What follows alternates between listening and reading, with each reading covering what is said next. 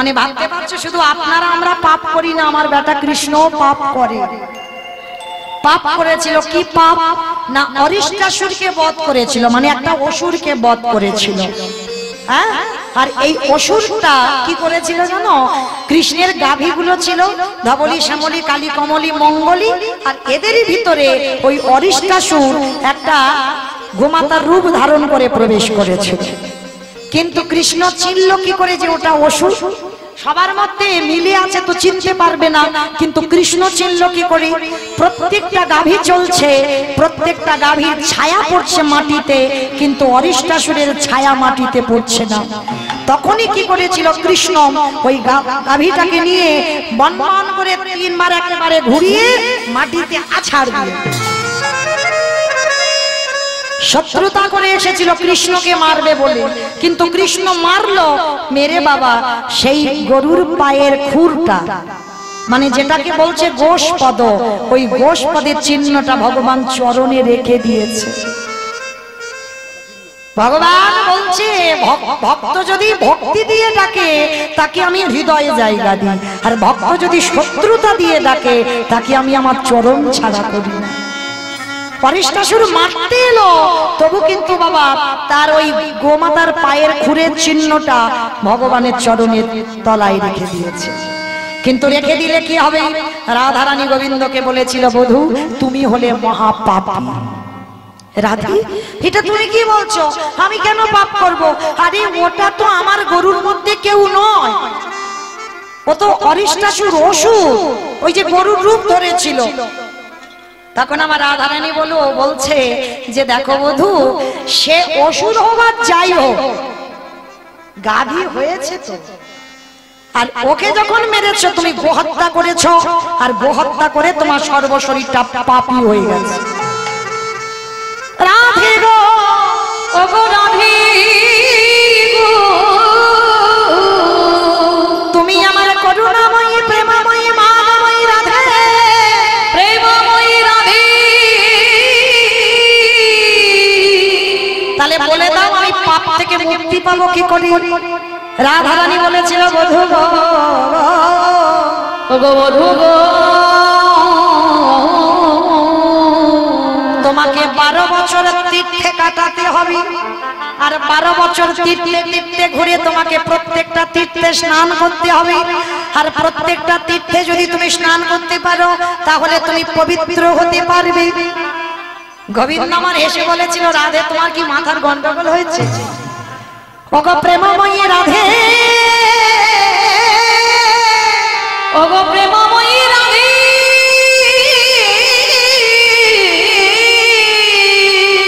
যাকে আমি একে পলক না দেখলে থাকতে পারি না, যে আমার মনের কুঠারিতে বসে আছে, যে আমার ধ্যানে জ্ঞানে সর্বস্ব, তাহলে তুমি বললে কি করে আমি 12 বছর তীর্থে তোমাকে হারিয়ে থাকবো? আমি মরে যাবো, আমার দম বন্ধ হয়ে যাবে, আমি থাকতে পারবো না। বলে তাহলে তো রাধে বলছে তাহলে আমার করার কিছু নেই, তোমাকে পাপী হয়ে থাকতে হবে। তা গোবিন্দ আমার বিচার বিবেচনা করে বলছে, আচ্ছা রাধে, যদি সব তীর্থকে আমি এক জায়গায় ডেকে হাজির করি, জগতে যত তীর্থ আছে সবাইকে আমি যদি ডেকে এক জায়গা করি, আর সেখানে যদি আমি স্নান করি তাহলে আমি পবিত্র হব। তা রাধারানী বলছে, হ্যাঁ সেটা যদি করতে পারো তাহলে তো ভালো, তবে শোনো আমি সবাইকে দেখে নেব সব তীর্থ এলো কিনা। তা গোবিন্দ আমার বলছে, ঠিক আছে তুমি ভালো করে দেখে নেবে। এইবারে গোবিন্দ হাতের মুরলি দিয়ে একটা কুণ্ড সৃষ্টি করেছে, সমস্ত তীর্থকে আহ্বান করছে একটা একটা করে, সমস্ত তীর্থ এসেছে সকার রূপে, এসে বলছে, প্রভু আমাদের ডেকেছো, বলো কি করতে হবে। দেখো আমার বিনোদিনী বলছে আমি নাকি মহাপাপ করেছি অরিষ্টাসুরকে মেরে, তাই এই কুণ্ড করেছি, তোমরা সবাই জল হয়ে এই কুণ্ডের ভিতরে যাও, আর যদি কুণ্ডের ভিতরে যেতে পারো তাহলে ওই কুণ্ডে আমি স্নান করলে আমি পবিত্র হব। বলে প্রভু এটা তো উত্তম কথা, সবাই জল হয়ে কুণ্ডের ভিতরে প্রবেশ করেছে। গোবিন্দ আমার কুণ্ডে স্নান করেছে, ওইটা হলো শ্যামকুণ্ড, স্নান করেছে, স্নান করে উঠে রাধারানীর চরণে গিয়ে প্রণাম করে বলছে, রাধে এবার আমি পাপ থেকে মুক্ত। বলে না, এখনো ছোঁবে না আমার, এখনো তোমার অঙ্গে একটু পাপ লেগে আছে। হাই ভগবান, আমি সব তীর্থকে তো ডাকলাম, আমি তো স্নান করলাম, এখনো আমি অপবিত্র বলে? হ্যাঁ, কারণ তুমি অপবিত্র কেন জানো? তোমার কোন তীর্থই তো এখন পবিত্র নয়। তীর্থ পবিত্র নয় বলে না, তীর্থ তখনই পবিত্র হয় যদি কোন তীর্থ রাধা চরণ পরশে পায়। কি গো মাইরা, তুমি যদি সরাসরি গোবিন্দ ভজন করো না, আমার গোবিন্দ এমন একটা ছেলে, ও চিত্রগুপ্ত বিচিত্রগুপ্তকে ডেকে বলবে, খাতাটা খোলো তো, ভক্ত যে আমার চরণ শরণাপন্ন হলো, ও কি কি পাপ করেছিল, খাতা খুলে দেখবে, তবে তোমার চরণে ঠাঁই দেবে, না হলে তো নয়। কিন্তু যদি কেউ রাধা চরণ ধরতে পারি, আমার রাধা রানী চিত্রগুপ্ত আর বিচিত্রগুপ্তকে ডেকে বলবে না যে ওর পাপ পুণ্যটা ভালো করে দেখো, তবে ওর চরণে ঠাঁই দেব। যদি একবার রাধা চরণে কেউ ধরতে পারি, ওই অচিরে কৃষ্ণ প্রাপ্তি হইল, ওই রাধা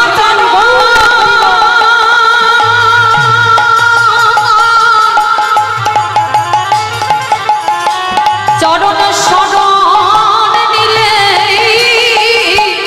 অচিরে কৃষ্ণ প্রাপ্তি হইল। তাকে চরণ ছাড়া করে না, অচিরে কৃষ্ণ প্রাপ্তি হইল, তাকে চরণ ছাড়া করে ওই অচিরে কৃষ্ণ প্রাপ্তি হইল। আমার বলতে যা কিছু আছে, অচিরে কৃষ্ণ প্রাপ্তি হইল, চরণ ছাড়া করে না, এই দয়া মন বলি অচিরে কৃষ্ণ প্রাপ্তি হইল। এইবার লক্ষ্য করে দেখেন, সমস্ত তীর্থ থেকে আবার ডাকতে হবে। কিরকম? রাধারানী হাতের কনকন দিয়ে একটা কুণ্ড তৈরি করেছে, আবার তীর্থ এসেছে। কারণ গোবিন্দ আমার বলেছিল, রাধে আবার তীর্থের কি ডাকার প্রয়োজন আছে? মাঝখান থেকে একটা ছিদ্র করে দিই, ওপারের জল এপারে চলে আসবে। বলে দাঁড়াও, ও জলটা তো পাপি জল, ও জলটা তো পাপি, তাহলে ও জল এদিকে এলে এ জলও তো পাপি হয়ে যাবে। আবার ডাকো। আবার তীর্থকে ডেকেছে, সমস্ত তীর্থ আমার রাধা চরণ পরশ করেছে। আর যেই না রাধা চরণ পরশ করে কুণ্ডে প্রবেশ করেছে, সেইটা হলো রাধা কুণ্ড। তাহলে কি বুঝলাম? কোন তীর্থে যাওয়ার দরকার নাই, সরাসরি চলে যাও রাধা কুণ্ডে। যদি একবার স্নান করতে পারো, সে রাত 12টা হোক, রাত 10টা হোক, সকাল 6টা হোক, যখনই ডুববে, তোমার যদি জীবনে কোনো পাপ থাকে, তুমি সকল পাপ থেকে তুমি মুক্তি পেয়ে যাবে। তো রাধা কুণ্ডে স্নান করে ওই ভিজে কাপড়ে রাধারানীর কাছে আঁচলটা পেতে নয়ন জলে একবার আরতিটা জানিও, রাধে আমার বংশে এমন একটা পুত্র দাও, যেই পুত্র যেন আমার বংশে কৃষ্ণ বলা পাখি হয়। যদি চাইতে পারো, তাই মনোবাক্যে একবার, আমার বিশ্বাস, আমি হরিবাসরে দাঁড়িয়ে বলে যাচ্ছি, যদি ভজন তার সঠিক হয়, আমার রাধারানী একটা কৃষ্ণ বলা সন্তান তার ঘরে পাঠাবে, পাঠাবে, পাঠাবে। শিরব সনাতন ভট্ট রঘুনাথ, শ্রীজীব গোপাল ভট্ট দাস রঘুনাথ, দাস রঘুনাথ, এই ছয় গোসাইয়ের করি চরণ বন্দন, চরণ বন্দন। জামা হইতে বিঘ্ন নাশ, অভীষ্ট পুরা, অভীষ্ট পুরা। এই যে 16 গোস্বামীর মধ্যে বাবা এক গোস্বামী হলো, যার নাম রঘুনাথ দাস গোস্বামী। এই রঘুনাথ দাসের বাড়িটা কোথায়? হুগলি জেলার মাটি। কালকেই বাবা আমি কীর্তনে যাব হুগলি জেলার মাটিতে। তাই এই হুগলি জেলার মাটিতে একটা বিখ্যাত জায়গা আছে, আপনারা আমরা অনেকে গেছি, যেটা হলো বাবা তারকেশ্বরের মন্দির। ওইটা হুগলি জেলার মাটিতে বাবা তারকেশ্বরের মন্দির। আবার এই হুগলি জেলাতে একটা জায়গা আছে, যেটা হলো বাবা খানাকুল অভিরাম ঠাকুরের শ্রীপাঠ। মানে মহাপ্রভুর একজন পার্ষদ হচ্ছে অভিরাম ঠাকুর, আর এই অভিরাম ঠাকুর আমার ভগবান কৃষ্ণচন্দ্রের একজন সখা ছিল, যার নাম হলো শ্রীদাম সখা। এই যে বাবা শ্রীদাম সখা, এই জায়গাটা একটু আস্বাদন করবেন। দাপর যুগ শেষ, কলিযুগ আগত। দাপর যুগ শেষ হয়ে গেল, কলিযুগে এলো। বৃন্দাবনের কৃষ্ণ কলিকালে হয়েছে নিমাই পণ্ডিত, ব্রজের বলাই দাদা কলিকালে হয়েছে আমার দাদা নিতাই চাঁদ। কমিটি দাদাদের বলছে একটু জল দিয়ে যাবে, এখানে জল নেই। আজকে যেই না বাবা এই যে শ্রীদাম সখা কলিকালে আসেনি, সবাই কিন্তু এসেছিল। কিরকম? এই যে বাবা কপালে চন্দনের টিপ দেওয়া হয়েছে সমস্ত ভক্তদের, শুধু কিন্তু কীর্তনিয়াদের নয়, এটা নিয়ম। শুধু কীর্তনিয়া আর আমার সম্প্রদায়দের দেবে কপালে চন্দন না, যত যত ভক্তবৃন্দ আসবে সবার কপালে চন্দনের ফোঁটা দিতে হয়। কেন হয়? এইটা মহাপ্রভু যখন শ্রীবাস অঙ্গনে কীর্তন করেছিলেন, আমার দাদা নিতাই চাঁদকে বলেছিল, দাদা তুমি সবার কপালে চন্দনের বৃন্দ দিয়ে দেখো তো সবাই ব্রজ থেকে কলিকালে এসেছে তো। তা দাদা নিতাই চাঁদ সবার কপালে চন্দন দিতে দিতে দেখলো বাবা সবাই এসেছে বৃন্দাবন থেকে কলিকালে, কিন্তু একজন আসেনি, যার নাম হলো শ্রীদাম সখা। শ্রীদাম সখা আসেনি। তামার নিতাই চাঁদ বলেছিল, ভাই সবাই তো এলো, কিন্তু আমাদের নিতাই চাঁদ বলছে আমাদের শ্রীদাম দাদা কই? হ্যাঁ গো, শ্রীদাম দাদা কোথায় আছে? যেদিন আমার ব্রহ্মা কৃষ্ণ যে ভগবান জানবে বলে, মানে চতুর্মুখী ব্রহ্মারও বাবা মতিভ্রম হয়েছিল যে কৃষ্ণ যদি ভগবান হবে তাহলে কৃষ্ণ গরু চড়াবে কেন? কৃষ্ণ যদি ভগবান হবে ব্রজ রাখালদের কাঁধে চড়ে ওই যে গরু গরু খেলবে কেন? বিনোদ খেলা খেলবে কেন? কৃষ্ণ যদি ভগবান হবে ব্রজ রাখালদের এঁঠোগুলো মুখ থেকে কেড়ে নিয়ে খাবে কেন? মানে মনের ভিতরে বাবা একটা কৌতূহল যে কৃষ্ণ কোনোদিন ভগবান হতে পারে না। আর এই কৌতূহলটা জানাবার জন্য, কৃষ্ণকে বুঝবার জন্য কৃষ্ণের যত গরু বাছুর, কৃষ্ণের যত বন্ধু আমার ব্রহ্মা চুরি করেছিল। এই কাহিনীটা আপনারা জানেন, ব্রহ্মা গোমাতাকে চুরি করেছিল, ব্রজ রাখালদের চুরি করেছিল। আচ্ছা বাবা, যা যা বিশ্ব ব্রহ্মাণ্ডে ঘটে সবই তো তার ইশারাতে ঘটে, এটা মানেন তো নাকি মানেন না? যা যা কিছু ঘটে, যা কিছু পৃথিবীতে যা যা কিছু ঘটনা ঘটবে সবটাই কিন্তু আমার ভগবানের ইচ্ছা। আর ভগবানের ইচ্ছা না হলে একটা গাছের পাতা পর্যন্ত নড়ে না। তাহলে আজকের এই যে ব্রহ্মার চুরি বৃত্তিটা এলো, তাহলে এটাও তো বাবা নিশ্চয়ই আমার ভগবানের ইচ্ছা ছিল, যার জন্য আজকে চুরি বৃত্তিটা এসেছিল। কিন্তু কেন ভগবান ব্রহ্মার মধ্যে এই চুরি বৃত্তিটা দিল?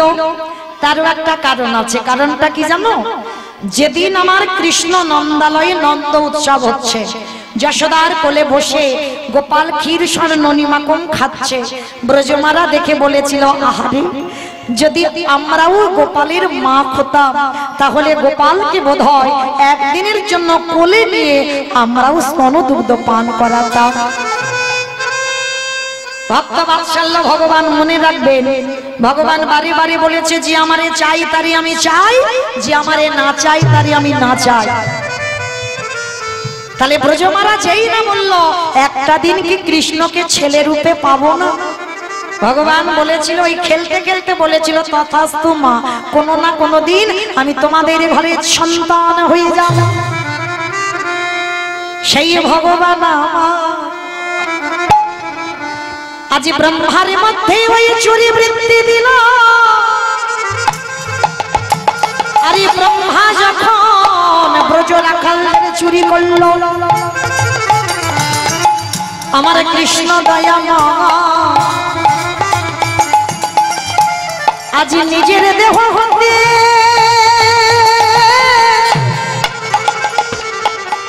শ্রীদাম সুদামা নাম বসুদামা মধুমঙ্গলের রূপ ধারণ করলো। ধবলি শ্যামলি কালী কমলি হলো, মানে গোমাতাও হয়েছে কৃষ্ণ আরে ভগবান ওই রাখালেদের রূপে ধরে আমার ব্রজ মায়ের কোলে বসে আজ ক্ষীরি স্বর্ণমণি মাখ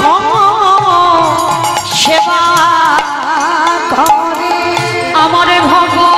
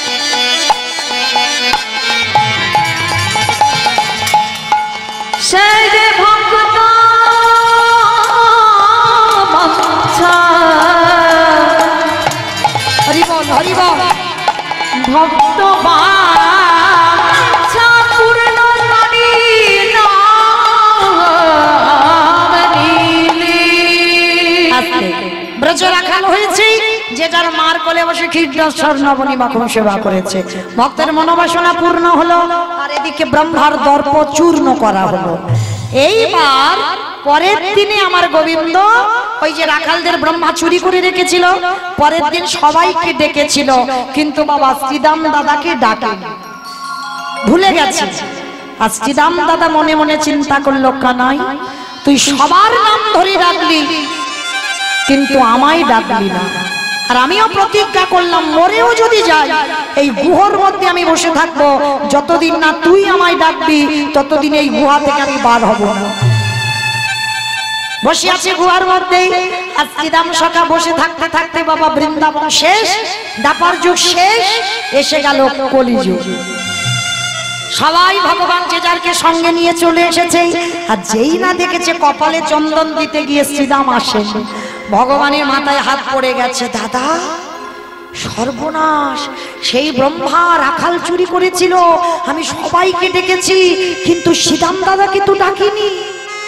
দাদা তুমি এক্ষুনি ব্রজে যাও। নিতাই চাঁদ ছুটে গেল ওই বৃন্দাবনে গিরি গোবর্ধনের পর্বতের কাছে। আর গিরি গোবর্ধনের কাছে একটা গুহা আছে যে গুহাটার নাম হলো ধোকা গুহা। কেন কৃষ্ণ ধোকা দিয়েছিল শ্রীরামকে ডাকেনি ওই জন্য গুহাটার নাম হলো ধোকা গুহা। এইবার পাথরটা সামনে ঢাকা দেওয়া আছে। এইবার নিতাই চাঁদ শুনতে পাচ্ছে কে যেন ভিতরে বসে কৃষ্ণ কৃষ্ণ কৃষ্ণ কৃষ্ণ কৃষ্ণ কৃষ্ণ কৃষ্ণ কৃষ্ণ কৃষ্ণ কৃষ্ণ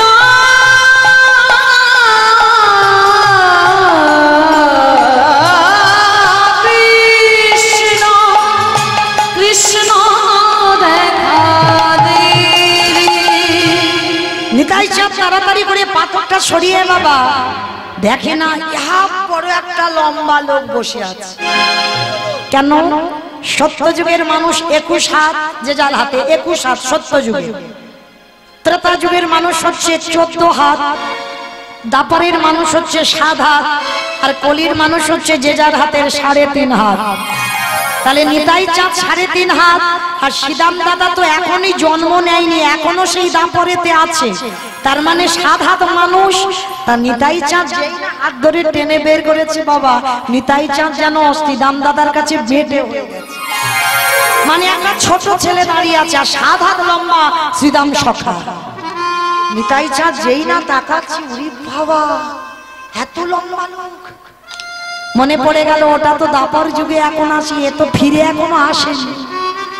আমার শ্রীদাম দাদা বলছে এই যে তুমি কে তোমাকে তো কোনোদিন আমি দেখিনি আর কেন বা তুমি গুহা থেকে আমার টেনে বের করলে। সে কি রে শ্রীদাম আমায় চিনতে পারছিস না আমি হলাম তোর বলাই দাদা। ওমা তুমি আমার বলাই দাদা তাই এইটুকু হয়ে গেলে কেন? মানে আরে বোকা এটা তো বৃন্দাবন দাপর যুগ নয় এটা কলিযুগ। আমি ব্রজের বলাই ছিলাম আর কলিকালে আমি নিতাই চাঁদ হয়েছি। ও তা তুই যদি আমার নিতাই চাঁদ হলে তাহলে আমার কানাই কই? কানাই কই জানিস? শোন, কানাই কোথায় আছে জানিস? এসেছে ব্রজের বাঁকা কালো শাখা দেখবিয়া। আমার উলু কই দাও একটু। আমাদের সোনার নদীয়া উলু ধ্বনি এসেছে ব্রজের বাঁকা, এসেছে ব্রজের বাঁকা কালো শাখা দেখবিয়া। আমাদের সোনার নদীয়া এসেছে ব্রজের বাঁকা কালো শাখা দেখবিয়া। আমাদের সোনার নদীয়া এসেছে ব্রজের বাঁকা, এসেছে ব্রজের বাঁকা কালো শাখা দেখবিয়া। আমাদের সোনার নদীয়া ও তারে কালো বরণ নাই, ও তার কালো বরণ নাই, ও তারা কালো বরণ নাই, কালো বরণ নাই। ও যে রাহি অঙ্গে অঙ্গ দিয়ে গৌর হলো তাকে একেবারে দেখে যা, দেখে যা।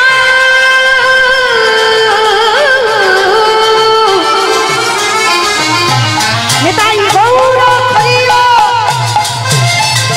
আমার প্রাণের গোনার ভাব দেখে যা।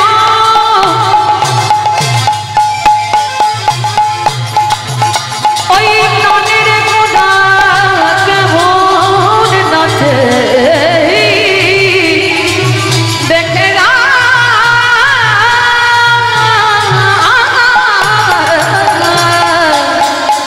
ওটার কালো বরণ নাই, তাই অঙ্গে অঙ্গ দিয়ে গৌর হলো তাই।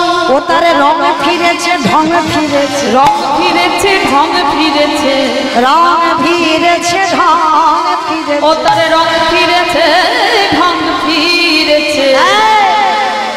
তারে এখন চেনা দায়। আমাদের সোনার নদীয়া এসেছে ব্রজের বাঁকা, এসেছে ব্রজের বাঁকা কালো শাখা দেখবি আমায়। আমাদের সোনার নদীয়া আমাদের সোনার নদীয়া আমাদের সোনার নদীয়া আমাদের সোনার নদীয়া। আমাদের সোনার নদীয়া। এইবার ফিরে এলো, কিন্তু অত 7 হাত আর 3.5 হাত, কত আপ ডাউন কি করবে? নিতাই চাঁদ সিদাম দাদার কাঁধে উঠেছে, আর যেই না কাঁধে উঠে বাবা এমন করে চাপ দিয়েছে সে 7 হাত থেকে 3.5 হাতে চলে এসেছে। এসে কি করেছে বাবা? যেই না মহাপ্রভুর কাছে এসেছে, আমার মহাপ্রভু বলছে দেখো শ্রীরাম, এইভাবে তো একটা মানুষ একটা যুগ থেকে আর একটা যুগে আসতে পারে না। কি করতে হবে? তোমাকে আবার জন্ম নিতে হবে। কোথায়? চলে যাও হুগলি জেলায় খানাকুলে, তোমার নাম হবে নতুন করে শ্রীরাম নয়, তোমার নাম হবে অভিরাম ঠাকুর। তো হুগলি জেলায় শুধু তারকেশ্বর নয়, এই খানাকুলে শ্রীপাদ আছে, অভিরাম ঠাকুরের শ্রীপাদ। আর এই হুগলি জেলায় আদি সপ্তগ্রাম, ওই জায়গাতে জন্ম নিয়েছিল, নাম হলো তার আদি সপ্তগ্রামে জন্মে নিল দাসের ভুনা। আদি সপ্তগ্রামে জন্ম নিল দাসের গুণা। আদি সপ্তগ্রামে জন্ম নিল দাসের গুণা। আজি উলুধ্বনি হরিধ্বনি করিলা ধ্বনি ধ্বনি ধ্বনি, আজি উলুধ্বনি হরিধ্বনি করিলা আজি উলুধ্বনি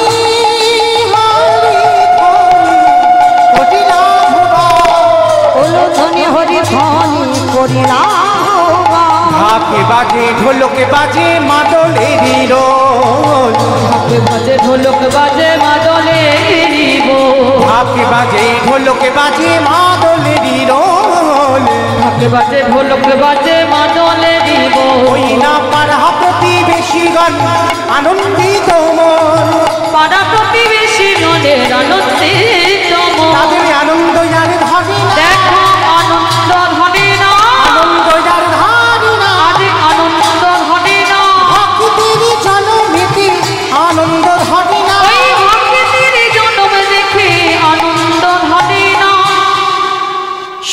দিন শুভক্ষণ শুভ লগ্নে এই আদি সত্য গ্রামের মাটিতে ওই হিরণ্য দাস আর গোবর্ধন ওই হিরণ্য দাসের ঔরসে নয় গোবর্ধন দাসের ঔরসে জন্ম নিল আমার রঘুনাথ দাস। তবে বাবা অনেক সাধ্য সাধনা করে ছেলেটাকে পাওয়া, এ যেমন তেমন ছেলে নয়। দেখবেন মায়েরা, যে বাড়িতে অতুল সম্পত্তি থাকে, গাড়ি বাড়ি টাকা পয়সা সোনা দানা সব আছে, কিন্তু বাবা যে বাড়িতে একটা সন্তান না থাকে, হাজার সুখী হলেও সে বাড়িতে কোনোদিনই সুখ পাওয়া যায় না। প্রত্যেকটা আমরা মা জাতিও আছি, দেখবেন যদি পরপর কন্যা সন্তান হয়, একটা পুত্রের জন্য 7 ঠাকুরের কাছে মানত করি, করি না? অবশ্যই করি, একটা যেন পুত্র সন্তান হয়। কেন গো মানতটা করি? ছেলে বৌমার হাতের রান্না ভাত খাবে, হ্যাঁ, উল্টে তোমার রেঁধে খাওয়াতে হবে, এইটা তৈরি হয়ে থাকতে হবে। তাহলে কি ছেলে মুখে আগুন দেবে? না। ছেলে পিণ্ড দেবে? না। তাহলে ছেলে কেন? ভগবানের কাছে ভিক্ষা করে আরতি করতে হবে, প্রভু আমার চাকরিওয়ালা ছেলে চাই না, আমার ডিগ্রিওয়ালা ছেলে চাই না, ছেলে যদি দিতে হয় আমার একটা কৃষ্ণ বলা পাখি দাও। কি গো, এখনকার দিনে একটা নেতাজি হয় না, একটা বিবেকানন্দ হয় না, একটা রবীন্দ্রনাথ হয় না। কেন হয় না? বীজও ভালো নয়, মাটিও ভালো নয়, তো হবে কি করে? বীজেরও গন্ডগোল, মাটিরও গন্ডগোল, তাহলে কোনোদিন হবে ভালো সন্তান? বিশেষ করে আগে মাটিটাকে ভালো হতে হবে। কোন মাটি? আউসবেরিয়ান মাটি না, বাবা হলো বীজ, মা হলো ক্ষেত্র বা মাটি। বীজটা বপন করা হলো, আর যে বীজ বপন করলে অঙ্কুরিত হবে, ভালো ফসল ফলবে, আগে বাবা সেই মাটিটা উর্বর হতে হবে। তা আজকের এই রঘুনাথকে অনেক সাধ্য সাধনা করে পেয়েছিল, 7 ঠাকুরের কাছে যেতে লাগেনি, এক জায়গায় যেতেই পেয়ে গেছে। আমি বলে যাই মা আপনাদের, কোথাও যেতে হবে না, সন্তান যদি চাইতে হয় একটা জায়গা চলে যাবেন, উত্তরপ্রদেশ, আমার রাধা কুণ্ডের তীরে। এই রাধা কুণ্ডের তীরে যদি কেউ যেতে পারে, বিশেষ করে বাবার নিয়ম সেবার মাসে, দামোদর ব্রতের মাসে, যে ঘরে সন্তান নাই, একটা পুত্রের জন্য 7 ঠাকুরের কাছে মানত করছে, চলে যাবেন রাধা কুণ্ডের তীরে। আর রাধা কুণ্ডের তীরে গিয়ে বিশেষ করে বাবা এখন টুরিস্ট বাসে আমরা যাই, সন্ধ্যার সময় নিয়ে যায় বা বিকাল বেলা নিয়ে যায়, অনেকেই স্নান করে না। অনেকে হয়তো রাধা কুণ্ডে নামলো, একটু জল নিয়ে ছিটিয়ে দিল, হয়ে গেল না। সে যখনই যাও না কেন, চরণ ধরে বলে যায় রাধা কুণ্ডে অন্তত স্নানটা করবে। কেন? আমরা মানুষ, অর্থের অভাব হোক আর সময়ের অভাব হোক, আমরা যেতে পারি না সব তীর্থে স্নান করতে। অনেকের হয়তো পয়সার অভাব নাই, সময়ের অভাব, যেতে পারি না তীর্থে। কিন্তু যদি কোনো তীর্থে না যাও, যেতে হবে না কেদারনাথ, বদ্রীনাথ, কোথাও যেতে হবে না, চলে যাবে রাধা কুণ্ডের তীরে, বৃন্দাবন। আর ওই রাধা কুণ্ডে স্নান মানে সমস্ত তীর্থে স্নান হয়ে যাবে। এইবার লক্ষ্য করে দেখেন, সেই রাধা কুণ্ডের তীরে হিরণ্য দাস আর গোবর্ধন দাসেরা 2 ভাই, মানে এদের 2 ভাইয়ের এত মিল, ঠিক রাম লক্ষ্মণ ভরত শত্রুঘ্নর যেমন মিল, রামের কথা বললেই লক্ষ্মণের কথা এসে যায়, ঠিক এই রকম এই হিরণ্য দাস আর গোবর্ধন দাস, এরা 2 ভাইয়ের এই রকম ব্যবহার ছিল। তা 2 ভাই কাছে রাধা কুণ্ডের তীরে রাধা রানীর কাছে ভিক্ষা করে চেয়েছিল। হিরণ্য দাস নয়, গোবর্ধন দাসের ঔরসে এসেছিল। আজকেই নাম হলো তার রঘুনাথ দাস। কিন্তু রঘুনাথ দাস ছোটবেলায় থেকে বাবা বৈরাগ্য ভাব। বৈরাগ্য ভাব মানে, আমার বৈরাগ্য মানে কি? সংসার ধর্ম ত্যাগ করে চলে যাবে সন্ন্যাসিনী? না, কলিযুগে ওটা নিষেধ, কলিযুগের সন্ন্যাস নয়। তাহলে সংসারে থেকে বৈরাগী হতে হবে। কিরকম? বাবা, যেদিন তোমার জিহবার লালসা চলে যাবে,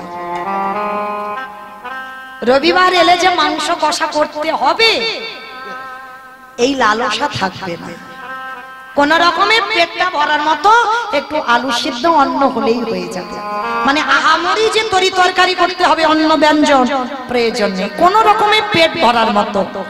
মানে যেদিন তোমার সমস্ত বিষয় থেকে তুমি গুটিয়ে নেবে নিজেকে। মানে আমার একটা 3 তলা বাড়ি করতে হবে, ব্যাংকে টাকা জমাতে হবে, এই যে একটা জিনিস তৈরি করতে হবে, এই যে লালসা এইগুলো থাকবে না। যেদিন তোমার চলে যাবে সেদিন তুমি জানবে তুমি সংসারে থেকে বৈরাগ্য পালন করছো। যেবা লালসা চলে যাবে, কানে শুধুমাত্র কৃষ্ণ কথা হরি কথা ছাড়া আর অন্যান্য কথা শুনবে, কিন্তু কানের ভিতর দিয়ে যাবে না, ও বাইরে থেকে চলে যাবে। সেদিন জানবেন কানের বৈরাগ্য হয়ে গেল। দৃষ্টিশক্তি সাধুগুরু বৈষ্ণব চরণ আর বিগ্রহ দর্শন ছাড়া আর এই চোখে কিছু ভালো লাগবে না। সেদিন তোমার চোখের বৈরাগ্য হয়ে যাবে। যেদিন তোমার অঙ্গ পরশ থেকে চলে যাবে, কেউ পরশ করবে তুমি অনুভব করবে, সেটা যেদিন চলে যাবে সেদিন এই স্পর্শেরও বৈরাগ্য হয়ে যাবে। যেদিন মন সকল চিন্তা থেকে দূরীভূত, শুধু একটাই চিন্তা হবে, আমি কি তারে পাবো না, সেদিন জানবে তোমার মনেরও বৈরাগ্য হয়েছে।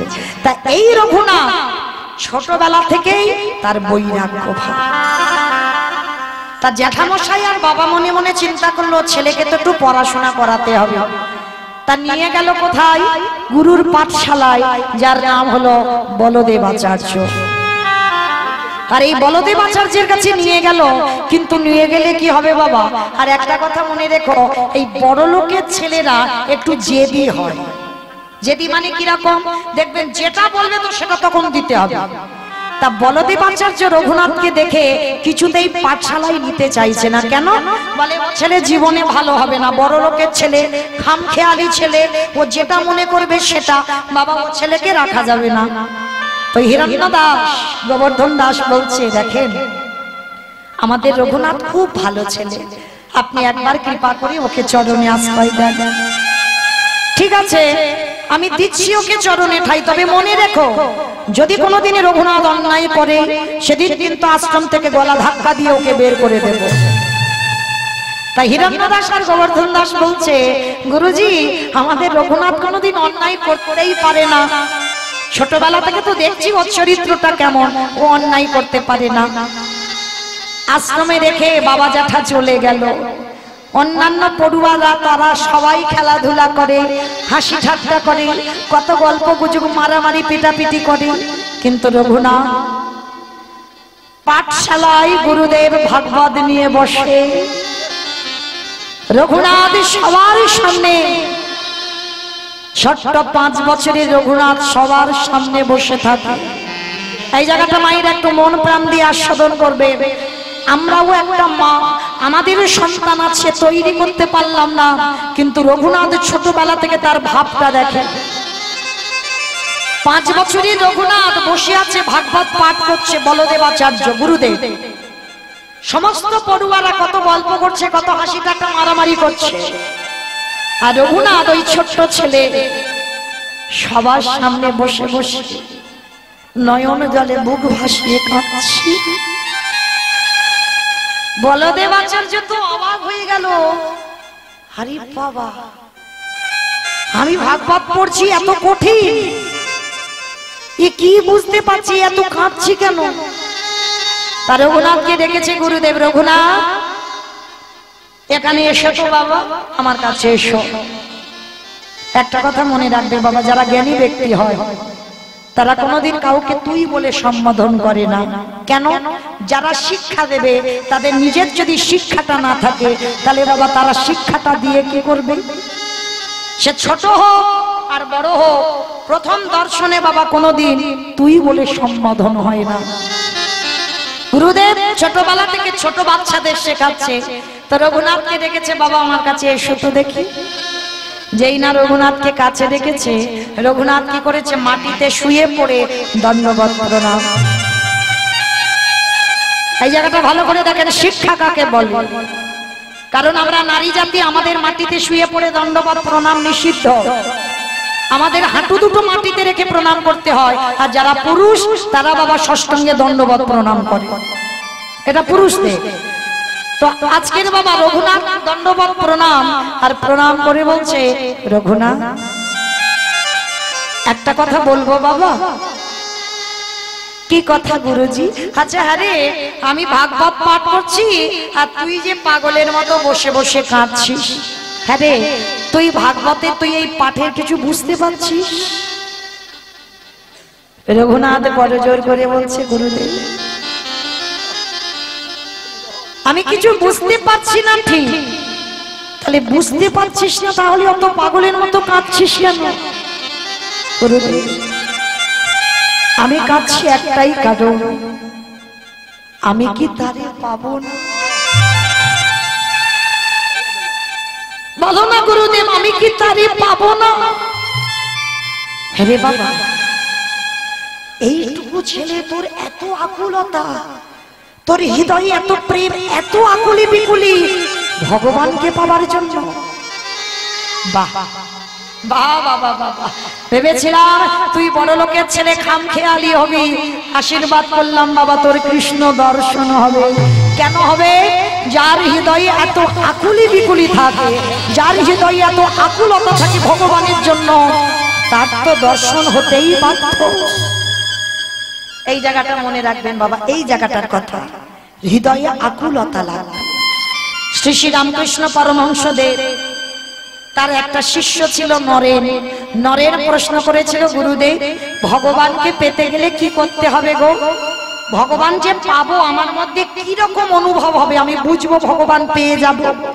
তা তখন ঠাকুর বলেছিল, চল একটা জায়গা নিয়ে যাই। ঠাকুর তো দক্ষিণেশ্বর কালীবাড়িতে থাকে, আর ওই কালীবাড়িতে গিয়ে বাবা ওই যে গঙ্গার জল যাচ্ছে, গঙ্গায় নেমেছে ঠাকুর শিষ্যকে নিয়ে। নেমে কি করছে, নরেন জলে একটা ডুব দে তো। যেই না বাবা ডুব দিয়েছে, ঠাকুর কি করেছে, মাথাটা নিয়ে ওই জলের তলায় চেপে ধরে, মানে চেপে ধরে চুপ করে দাঁড়িয়ে আছে। আচ্ছা বলো তোমা, কেউ যদি জলে ডোবে আর কেউ যদি মুখটা নিয়ে চেপে ধরে থাকে, তার কি অবস্থা হবে? মানে ছটফট করবে না? একেবারে ছটফট করছে যখন, তখন আমার ঠাকুর হাতটা ছেড়ে দিয়েছে, নরেন একেবারে ঠেলে উঠে বাবা একেবারে হাঁপাতে হাঁপাতে বলছে, এই জন্য বলে তোমার পাগল, আর একটু হলে তোমার প্রাণটা বেরিয়ে যেত। আমি তোমাকে জিজ্ঞাসা করলাম, ভগবান পেতে গেলে আমায় কি করতে হবে, আমার কি অনুভব হবে, আর তুমি আমার জলের তীরে এনে আর জলে ডুবিয়ে ধরেছো? এ তোমার কি রকম পাগলামি? তা ঠাকুর হাসছে আর বলছে, এই দেখ আমি পাগল নয় শালা, তুই পাগল। ঠাকুর তো সবাইকে শালা শালা বলতো। কোন শালা গো?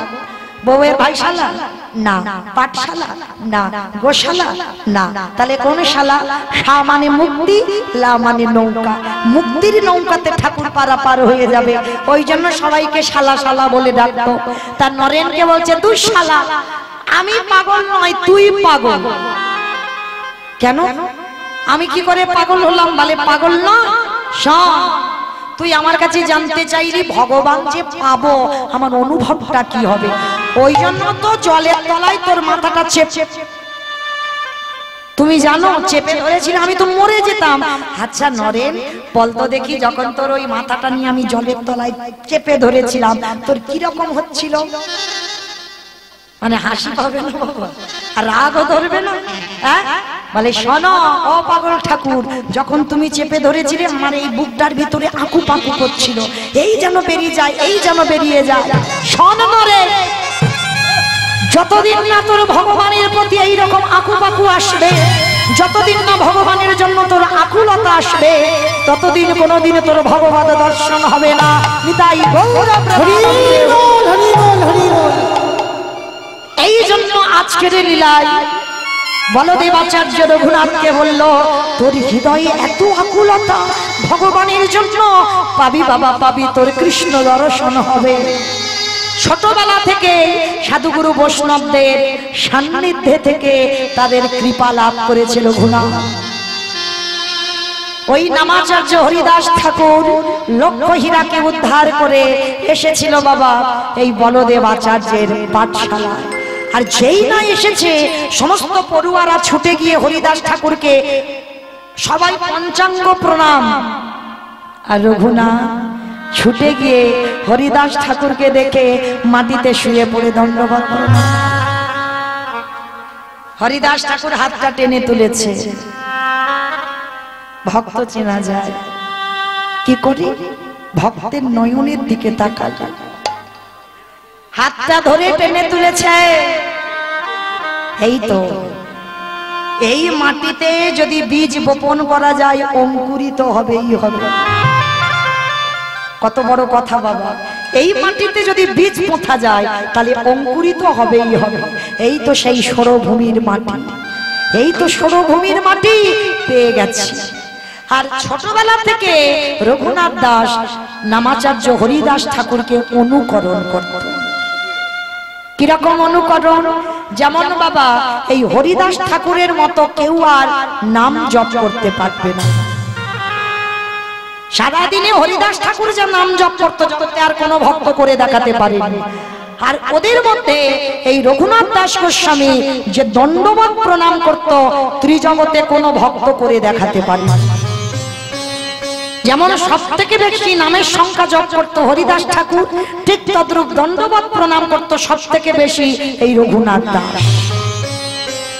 তা এই রঘুনাথ দাস আজকে সব সময় ছোটবেলা থেকে হরিদাস ঠাকুরকে অনুকরণ করে। অনুকরণ মানে সারা দিনে 24 ঘন্টায় হরিদাস ঠাকুর একবার আহার করত। তার ছোট্ট রঘুনাথ ওই হরিদাস ঠাকুরকে অনুকরণ করে ওই ছোটবেলা থেকে একবার আহার করে, আর কিছু খায় না সারাদিনে, একবার অন্ন সেবা ব্যাস। আবার বাবা ঘুমাই বড় লোকের ছেলে হয়ে, মাথাতে কোনো বালিশ নয়, ধুলার পরে মেছেছে, পরনে একটা বহির্বাস অন্তর্বাস, আর কিছু নয়।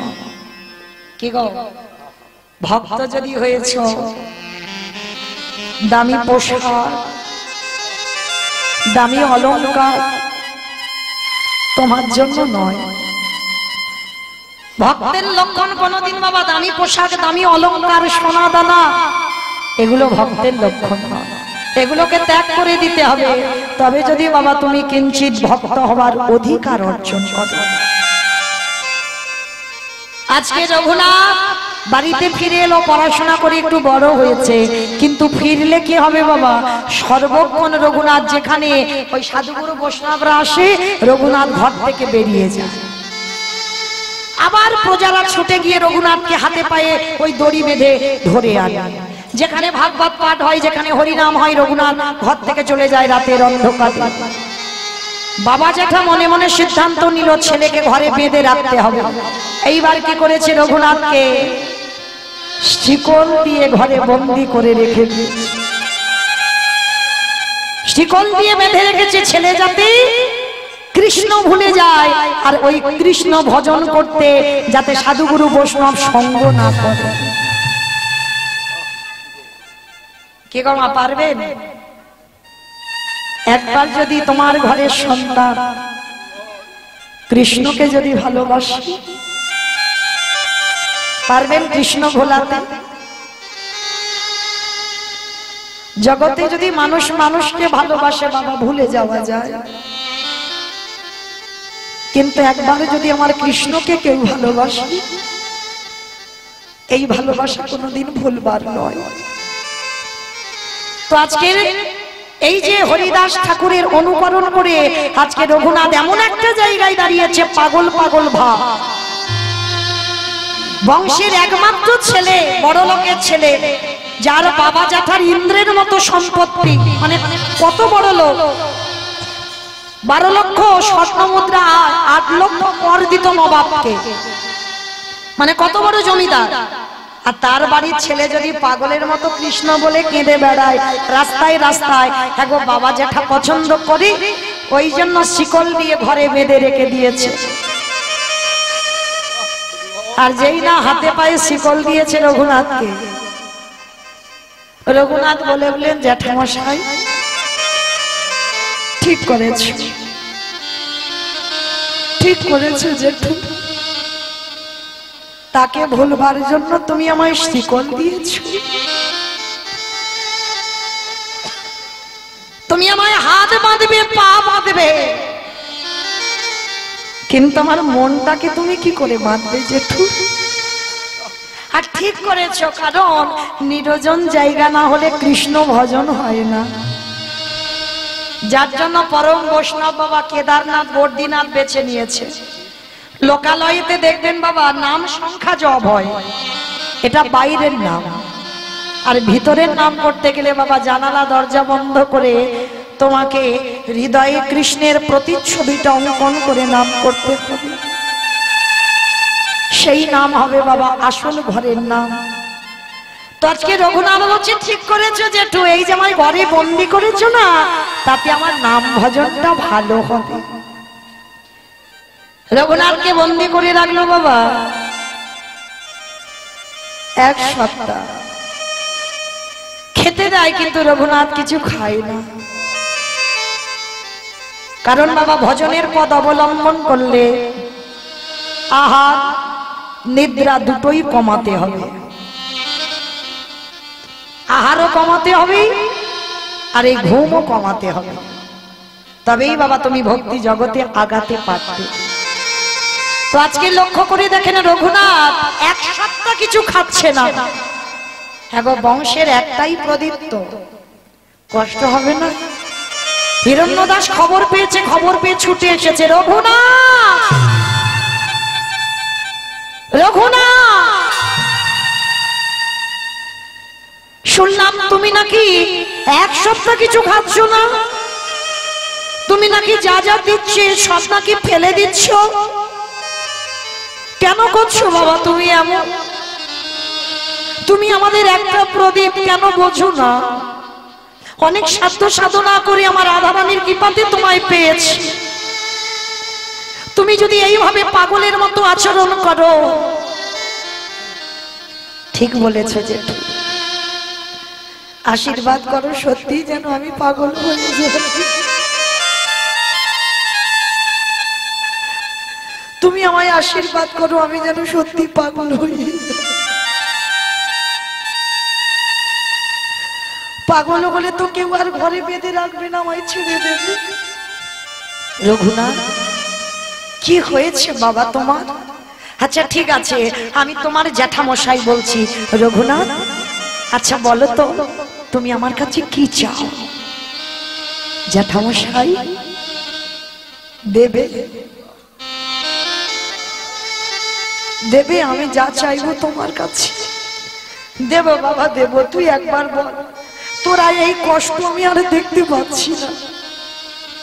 তুই যে এবার মরে যাবি, তোর কঙ্কাল সারে দেখো আমি আর দেখতে পাচ্ছি না। বল না বাবা তুই আমার কাছে কি চাস? ওই রকম করে নয় জেঠু, আগে ত্রিসত্য করো, আমি যা তোমার কাছে চাইবো তাই দেবে।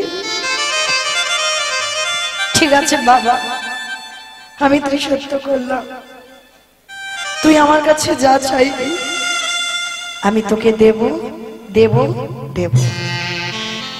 মনে রেখো জেঠু তুমি কিন্তু ত্রিসত্য করেছো, আমি যা চাইবো তাই দেবে। তাহলে দাও কৃষ্ণ এনে দেওয়া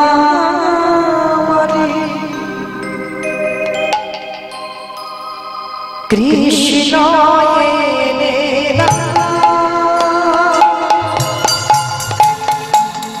কৃষ্ণ এনে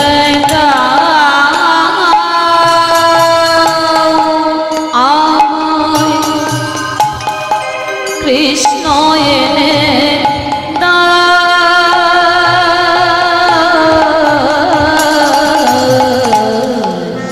কৃষ্ণ ছাড়া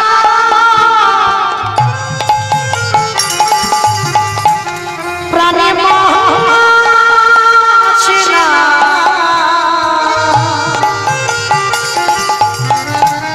আমার কৃষ্ণ এনে দাও।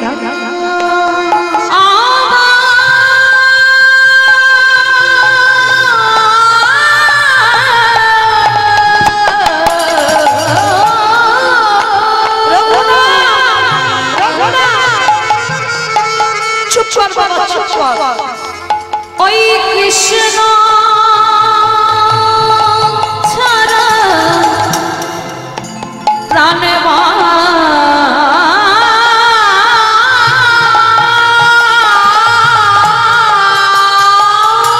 না, আমায় কৃষ্ণ এনে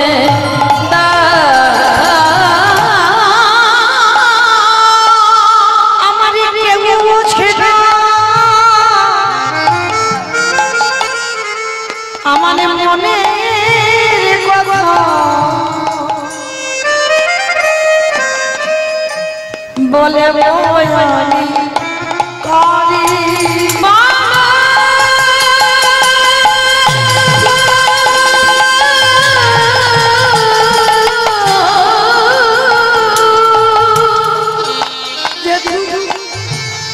কেউ আমার মনের কথা শুনে না না কেউ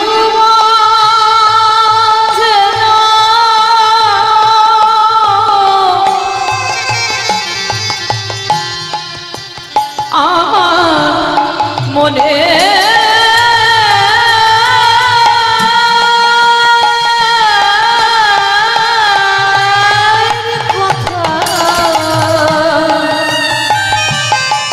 বল বলব আমি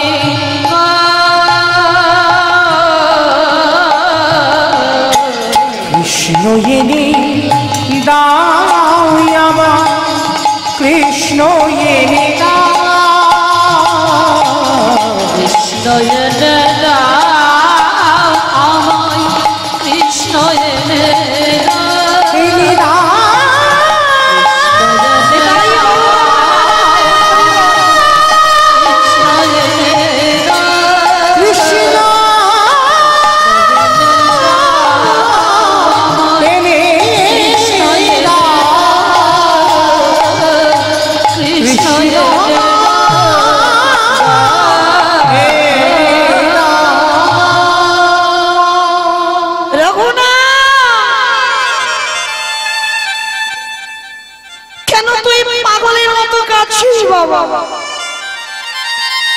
ঠিক আছে আমি কথা দিলাম বাবা তোর কৃষ্ণ এনে দেব গুরুদেব বলদেব আচার্য খবর পেয়েছে রঘুনাথ কৃষ্ণ বলে কেঁদে কেঁদে এক সপ্তাহ কিছু খাওয়া দাওয়া করেনি বলদেব আচার্য ছুটে এসেছে কঙ্কাল সার দেহ তো কিছু খাইনি না রঘুনাথকে কোলের উপরে বসিয়েছি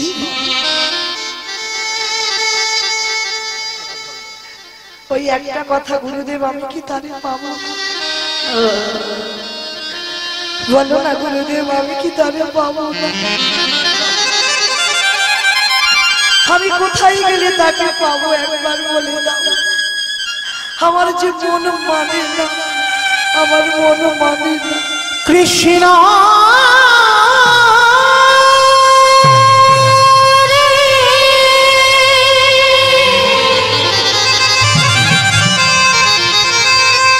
একেবারে দেখা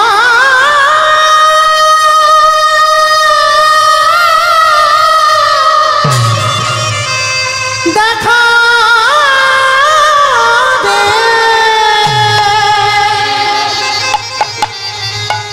দেখা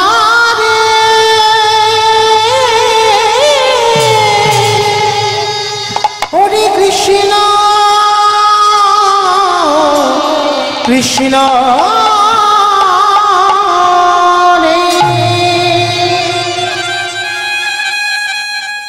গুরুদেব এসে বলছে বাবা কৃষ্ণ বলে কাঁদিস না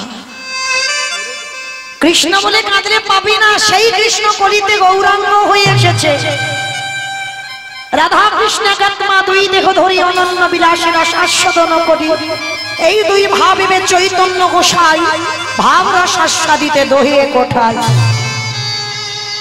কৃষ্ণ কলিকালে শ্রী গৌরাঙ্গ হয়ে এসেছে কাঁদতে যদি হয় গৌর বলে কাঁদ তাহলেই পেয়ে যাবি কৃষ্ণ চরণ গুরুদেব কৃষ্ণ কলিতে গৌরাঙ্গ হয়েছে কোথায় নবদ্বীপের মাটিতে হিরণ্য দাস আর গোবর্ধন দাস কথা দিয়েছিল কৃষ্ণ দর্শন করাবে নিয়ে গেল ওই নদিয়ার মাটিতে গিয়ে সেখানে সংবাদ পেল বাবা 24 বছর বয়সে নিমাই সন্ন্যাসী হয়ে গেছে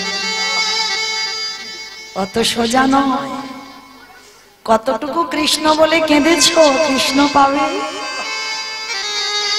কতটুকু তুলসী তলায় চোখের জল দিয়েছ কৃষ্ণ পাবে আগে কাঁদতে শেখো আর যত কাঁদতে শিখবে তত ভগবত প্রাপ্তি হয়ে যাবে আজকে কি করেছে বাবা রঘুনাথ দাস ফিরে এলো আবার বাড়িতে তারপরে সংবাদ পেয়েছে নিমাই সন্ন্যাসে গেল কিন্তু একটা দিনের জন্য শান্তিপুরে এসেছিল সন্ন্যাসের পর যখন হিরণ্য দাস গোবর্ধন দাস খবরটা পেয়েছি, রঘুনাথকে নিয়ে গেল আমার মহাপ্রভুর সঙ্গে দেখা করাতে।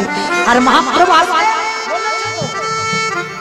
যখন দেখা করাতে নিয়ে গেল, আর সঙ্গে সঙ্গে দেখেন অদ্বৈত আচার্যের ঘরে ভক্তদের নিয়ে প্রভু আমার হরি নাম করছে। কিরকম? রসে তনু ঢাঢ ঢাঢ বহুর কিশোর বর, রসে তনু ঢাঢ ঢাঢ বহুর কিশোর বর, রসে তনু ঢাঢ ঢাঢ আমারি গোনারে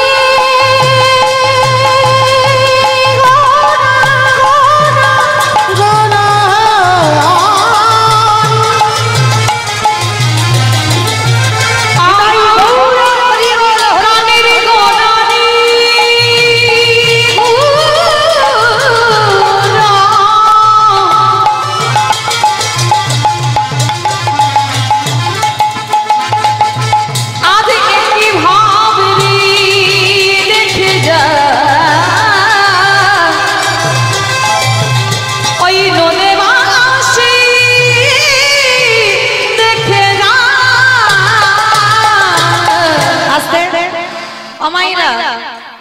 যারা সিরিয়াল দেখো, আধ ঘন্টা তো সিরিয়াল হয়, হয়তো আধ ঘন্টা গোটা হয় না? মাঝে মাঝে একটু অ্যাডভার্টাইজ দেখতে শুনতে হয়, তো সে যদি মনেও না লাগে কিন্তু শুনতে হবে। কেন? হয়তো ভালো লাগছে না অ্যাডভার্টাইজটা দেখতে, একটু সিরিয়ালটা জমে উঠেছে, তার মুহূর্তে বাবা বাড়ি দিয়ে দিল, অ্যাডভার্টাইজ দিল, কিন্তু দেখতে হবে। ঠিক তদ্রুপ কেন দেখতে হবে? ওই কোম্পানিগুলো তো বাবা এই সিরিয়ালটা দিচ্ছে, যতই না বলো না কেন, কিন্তু দেখতে হয়। ঠিক তদ্রুপ আমার এই কমিটি দাদা ভাইরা অনেক কষ্ট করে এই হরিবাসরটা সাজিয়েছে। একটু অ্যাডভার্টাইজটা দিয়ে দিই তো, যেহেতু বাবা ওদের জন্য এই হরিনাম যজ্ঞানুষ্ঠানটা, তার জন্য আর আধা ঘন্টাটা আছি আমি, আর বেশিক্ষণ নাই, 10:30টায় চলে যাব আপনাদের চরণ থেকে। তো এর মধ্যে আমার এই দাদা ভাইরা অনেক কষ্ট করে, অনেক পথ পরিশ্রম করে এই হরিবাসরটা প্রতি বছরের ন্যায় সাজায়। তো তার জন্য কিছু অর্থের দরকার। আর যেহেতু বাবা একা একার দ্বারা তো হরিনাম যজ্ঞ হবে না, আগে ভক্ত সাহায্য চাই। মানে আছে বলে যে আমি কীর্তন করাবো হবে না বাবা, আগে ভিখারি হতে হবে। তাই আমার দাদা ভাইরা যে যেমন পারবে, তবে মা একটু ওই ঝনঝনটা একটু কম করো, একটু বেশি বেশি দিও, এইটুকু আপনাদের চরণে নিবেদন।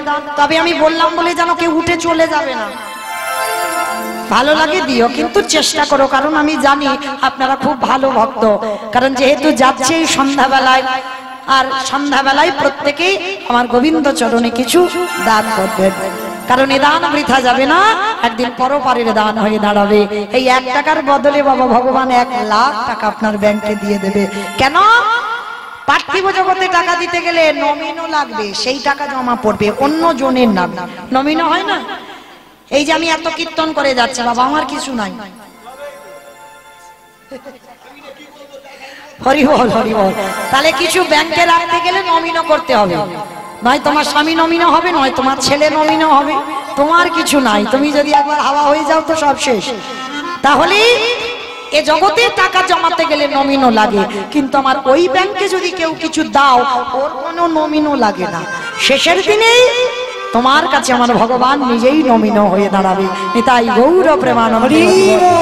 তাই সবার চরণে নিবেদন, কৃপা করে একটু বেশি বেশি আমার দাদা ভাইদের আঁচলে একটু দেবেন, কেমন? প্রত্যেকে চলে। রসে তনু ঢঢ ঢঢ গৌর কিশোর বর, রসে তনু ঢঢ ঢঢ গৌর কিশোর বর, এ বিনা শ্রীকৃষ্ণ চৈতন্য, এইবারে এ বিনা শ্রীকৃষ্ণ চৈতন্য, এ বিনা শ্রীকৃষ্ণ চৈতন্য, এ বিনা শ্রীকৃষ্ণ চৈতন্য, এ শ্রাবণী গুরু কথা কহিতে অন্তরে দেখা, এ শ্রাবণী গুরু কথা কহিতে অন্তরে দেখা, এ শ্রাবণী গুরু কথা কহিতে অন্তরে দেখা, এ শ্রাবণী গুরু কথা কহিতে অন্তরে দেখা, ভক্ত বিনা নাহি জানে অন্য, ভক্ত বিনা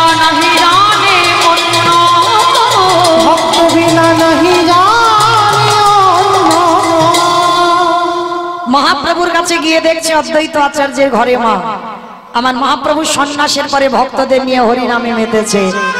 আর সবার মাঝখান থেকে রঘুনাথ ওই যে জেনে গেছে কৃষ্ণ কলিতে গৌরাঙ্গ, আর সবার মাঝখান থেকে ওই রঘুনাথ ছুটে গিয়ে একেবারে মহাপ্রভুর চরণে শুয়ে পড়ে দণ্ডবত। অত হাজার হাজার ভক্ত সবাই হাঁটু মাটিতে রেখে প্রণাম, আর শুয়ে পড়ে দণ্ডবত প্রণাম করেছে। মহাপ্রভু আমার যেই না চোখের দিকে তাকিয়েছে, দেখে বলেন বাবা বাবা, এই তো সেই মাটি যে মাটিতে আমি বীজ বপন করব। নিতাই চাঁদকে বলল, দাদা যাও, যে পাত্রে আমি প্রসাদ পাই ওই পাত্র থেকে একটু প্রসাদী নিয়ে তুমি আমার রঘুনাথকে একটু প্রসাদ দিয়ে দাও। কে গো মায়েরা, কৃপা হয়ে গেল। ভগবানের উচ্ছিষ্ট প্রসাদ পাওয়ার জন্য ভক্তরা লালায়িত। যোগীগণে যোগে পাই না, মণিগণ মনে পাই না, ধ্যানীগণে ধ্যানে পাই না, ব্রহ্মা ব্রহ্ম লোকে পাই না, শিব শিব লোকে পাই না, ইন্দ্র ইন্দ্র লোকে পাই না। আজকে রঘুনাথ প্রথম দর্শনে ভগবানের উচ্ছিষ্ট প্রসাদ পেয়ে গেল, কৃপা হয়ে গেল অর্ধে। বেশ কিছুদিন প্রভুর চরণ সেবা করে রঘুনাথ, এইবার মহাপ্রভু বললেন, রঘুনাথ আমি জগন্নাথ ধাম পুরী ধামে ফিরতে চাই। যাও, তুমি তোমার আদি সপ্তগ্রামে তুমি তোমার বাবার বাড়িতে ফিরে যাও। না প্রভু না, আমি তো বাড়িতে ফিরবো বলে আমি আসিনি, আমি তোমার চরণে থাকতে চাই, আমি তোমার চরণ সেবা করতে চাই। রঘুনাথ আমার মুখের উপরে কথা বলবে না, আর মর্কট বৈরাগ্য ধারণ যেন কোনোদিন না করো। মর্কট মানে কি? বানর।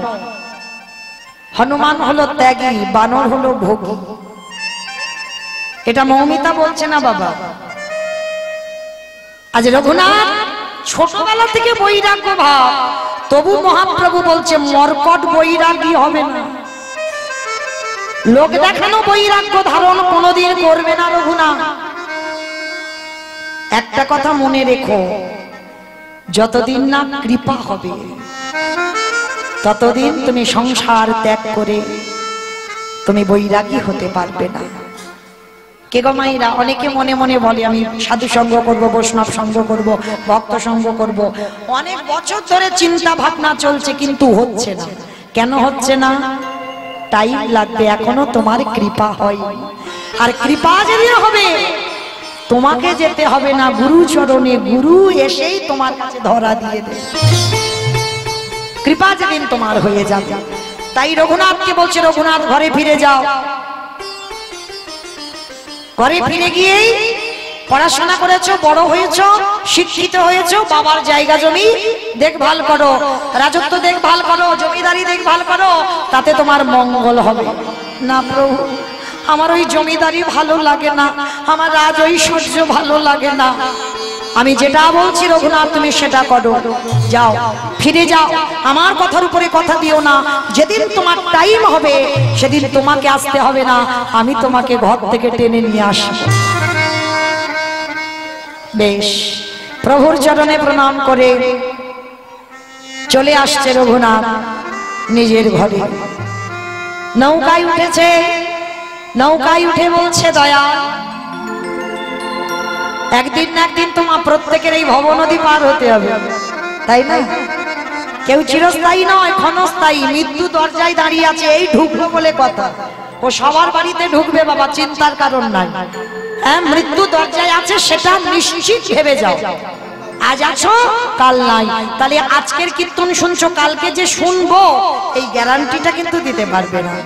মানে এই যে রাত যাবে, এই রাতের মধ্যে যদি হার্ট একদম কালকে আর হবে, তাহলে যোগ এসেছি, হেলায় হারিও না। দয়ালে তোমার লীলা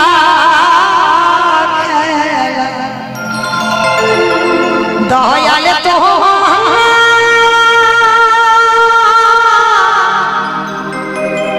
লীলা কি গো, ভগবান একার সম্পদ নয় বাবা। কেউ যদি মনে করে আমি ভজন সাধন করি ভগবান আমার একার, না, ভগবান চোরেরও হয়, ভগবান সাধুরও হয়। চোরকে বলে বেটা তুই চুরি করতে যা, তোর পেছনে আমি আছি।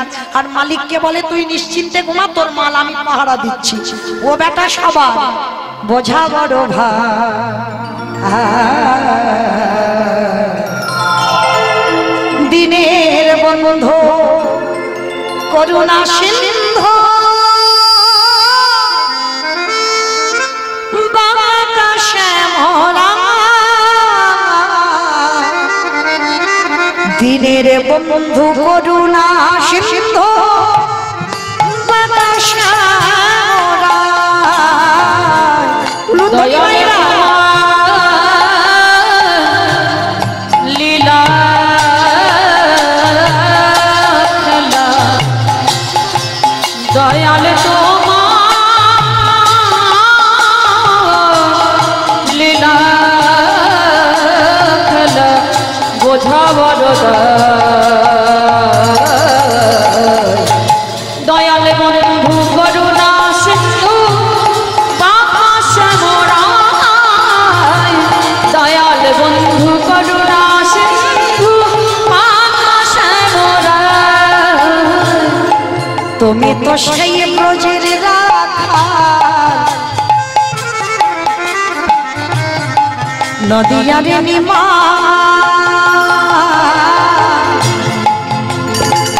বিষ্ণু প্রিয়ার বুকে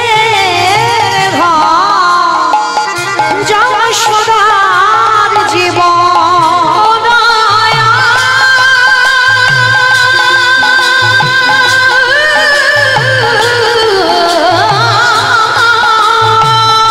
তাই গৌর হরি বল হরি বল।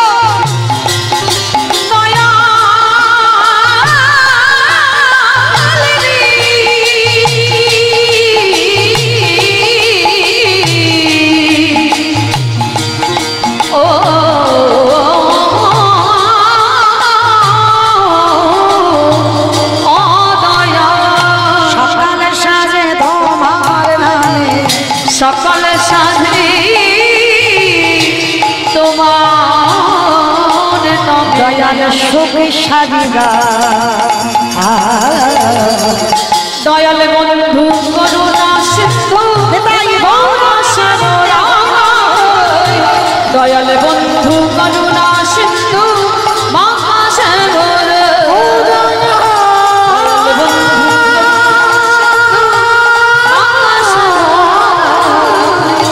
দয়াল বন্ধু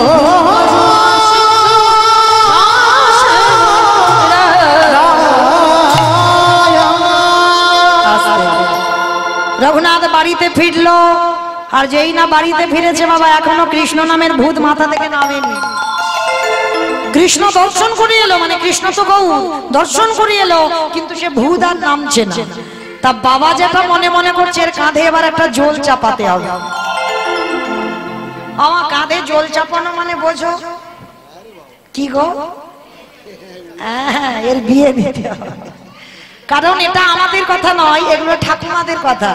মানে ছেলেটা বড্ড উৎপাত করছে, কাঁধে একটা জল চাপিয়ে দে, আর জল চাপিয়ে দিলে দেখবে এর উৎপাত কমে যাবে। তা কি করব? রঘুনাথ তো ছোটবেলা থেকে বাবা এই মেয়েটির দিকে তাকায় না, পছন্দ করে না। জোর করে ঘটক দেখাশোনা করে একটা মেয়ে যদি বা দেখাশোনা হলো মামা, তার আপনাদের আমাদের মতো এই জগতে সেরকম মেয়ে নাই, যেন স্বর্গের নর্তকী অপ্সরার মতো দেখতে।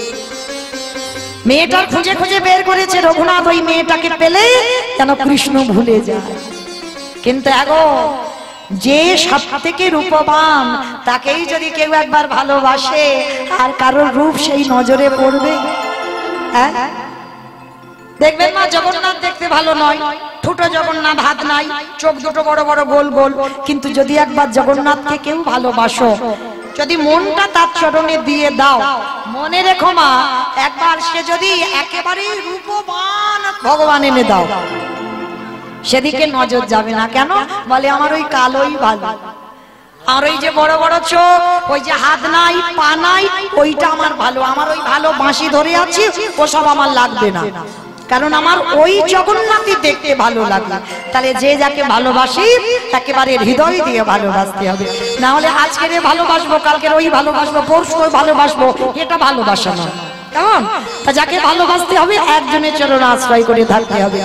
তো আজকের কি করেছে রঘুনাথ, ভগবানের চরণে তো দেহ মন প্রাণটা দিয়েছে, আর কাকে দেবে? হ্যাঁ, একজনকে যখন দিয়ে পেরেছে দ্বিতীয়বার কি আর দেওয়া যায়? যাবে না। তো কি করেছে, এইবার মেয়েটার নাম হলো রত্নাবতী। মানে অঙ্গটা যেন সোনার মতো চকচকে, রত্না তো রত্নের মতো দেখতে। তো স্বর্গের অপ্সরা রূপবতী মেয়ে, কেন বাবা ওই রকম পাত্রী আনলো? যাতে রূপে ভুলে যায় কৃষ্ণ। কিন্তু হলে কি হবে, দিনক্ষণ ঠিক করলো, ছেলের ইচ্ছা নাই, বাবা মার চাপে বিয়ে করতে হচ্ছে। হরি বল। যেমন আমার নিমাই পণ্ডিত করেছিল, হ্যাঁ, লক্ষ্মী প্রিয়াকে বিয়ে করলো, সর্পাঘাতে মৃত্যু হলো, তারপরে বিষ্ণুপ্রিয়াকে।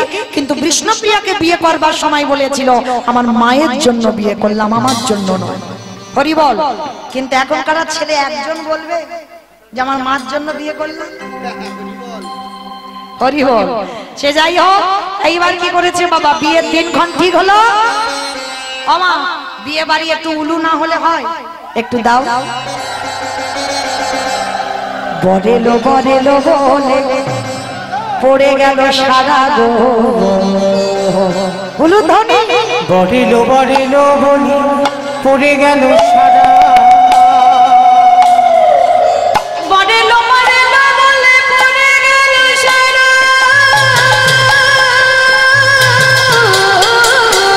বরেলো বরেলো বলে পড়ে গেল সারা। ও বরেলো বরেলো বলে পড়ে গেল সারা, তারা প্রতিবেশী গণ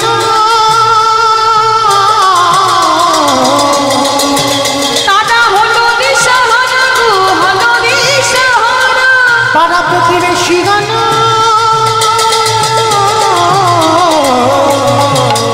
সব হলো দিশাহারা গো, হলো দিশাহারা। ঢাকে বাজে ঢোলক বাজে, ঢাক বাজে ঢোলক বাজে, মাদলে ও ঢাকে বাজে ঢোলকে বাজে মাদলে দিব, ঢাকে বাজে ঢোলকে বাজে মাদলের রঙ্গ, ঢাকে বাজে ঢোলকে বাজে মাদলে দিব, শঙ্খধ্বনি উলুধ্বনি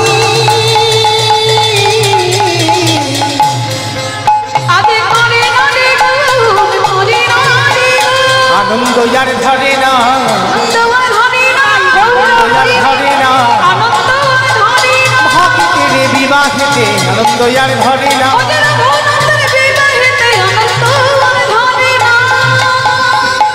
শুভ দিন, শুভক্ষণ, শুভ লগ্নে বিবাহ সম্পূর্ণ হয়ে গেল। বিয়ে হলো, পরের দিন হলো কাল রাত্রি, তারপরের দিন হলো ফুলসজ্জার রাত। রঘুনাথ নিরজনে বসে বসে কাঁদছে। কি গো মাইরা,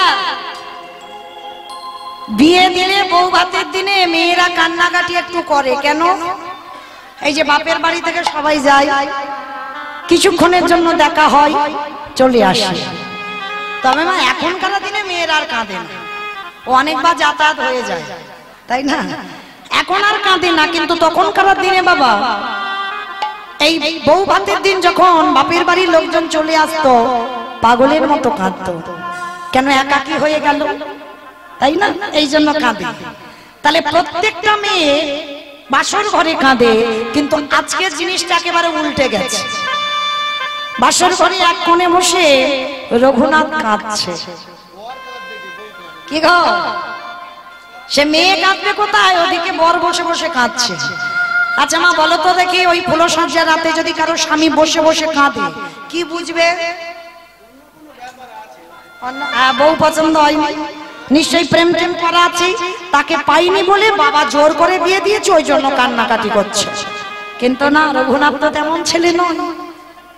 এইবার রত্নাবতী চরণে প্রণাম করে প্রশ্ন করল, একটা কথা মনে রেখো স্বামী, আমি তোমার বউ নয়, আমি তোমার স্ত্রী নয়, আমি তোমার সহধর্মিণী। এতগুলো মেয়ে আছে, আমরা তো বউ হয়েছি, আমরা স্ত্রী হয়েছি, আমরা সহধর্মিণী নয়। সহধর্মিণী তাকে বলে স্বামী ধর্মের কাজে যিনি সাহায্য করে। স্বামী অসৎ পথে যাবে, তোমাকে টেনে আনতে হবে সৎ পথে, তোমাকে তৈরি করতে হবে, তাকে কৃষ্ণ ভজনের পথে ঠেলে দিতে হবে। আর যদি না পেরেছ তো তাহলে বাবা তুমি বউ হবে, স্ত্রী হবে, তুমি সহধর্মিণী নও। মর্তের মাটিতে সতী অনুসুয়া জগৎকে স্বামী সেবা করে মহাসতী হয়ে দেখালো। একটাই মন্ত্র ছিল, ওম পতি পরমেশ্বরায় নমঃ। আর দ্বিতীয় কোনো মন্ত্র নয়, এই মন্ত্র জপে ব্রহ্মা বিষ্ণু মহেশ্বরকে সন্তান রূপে পেয়েছিল। তাহলে একটা মন্ত্র, ওম পতি পরমেশ্বরায় নমঃ। তবে বাবা একটা কথা বলি, শুধু মেয়েরা স্বামী সেবা করে সতী হবে, কিন্তু স্বামীদের তো তেমন হতে হবে। অনুসুয়ার স্বামী অত্রিমুনিটা কেমন ছিল সেটা তো দেখতে হবে।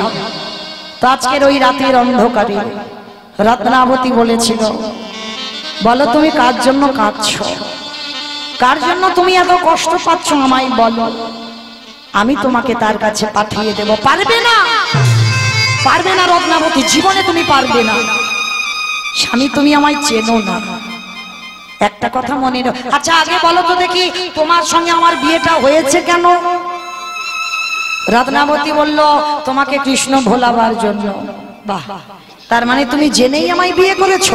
হ্যাঁ, কিন্তু আমি কেন তোমাকে কৃষ্ণ ভোলাতে যাচ্ছি?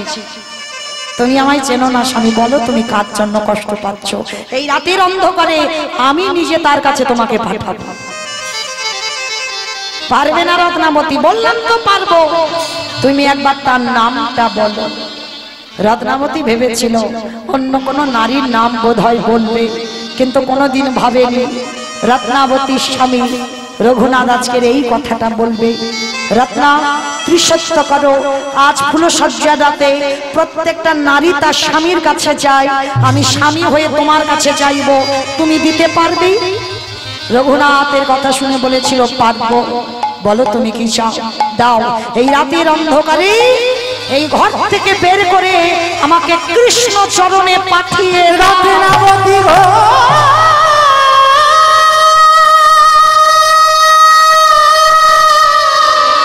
কি বললে তুমি? আমি কোথায় গেলে কৃষ্ণ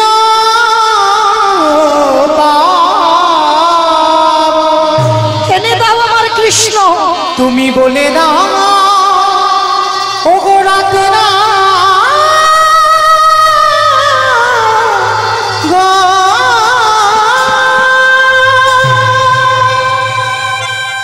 যেই না এনে দাও কৃষ্ণ, রত্নাবতী চরণ দুটো ধরে কেঁদে বললেন, বেশ, যত দুঃখ কষ্ট আমি পাবো, কিন্তু এই রাতের অন্ধকারে তোমাকে চিরজনমের মতো বিদায় দেব। তোমার বাবা জ্যাঠা জানতে পারবে না, কেউ জানতে পারবে না, এই রাত্রিবেলা তুমি সংসার থেকে চলে যাও। রত্না, ভেবে বলছো তো এ জীবনে কোনোদিন তুমি আমার চরণ আর পাবে না? জানিস এই যে 3টে দিনের স্মৃতি নিয়ে আমি জীবনটা কাটিয়ে দেব, কিন্তু এইটুকু তো আমি জানবো, আমার মতো সহধর্মিনী আমি পেরেছি তোমাকে কৃষ্ণ ভজনে পাঠাতে, যেটা তোমার বাবা মা কেউ পারেনি। বেশ, আমি আসি রত্নাবতী। শোনো স্বামী, চলে যাবার সময় একটা কথা দিয়ে যাও, কোনদিন যদি কৃষ্ণ শোনে তোমার দেখা হয়, আমার নামটা একবার তুমি তার চরণে জানাবে। আমি চলে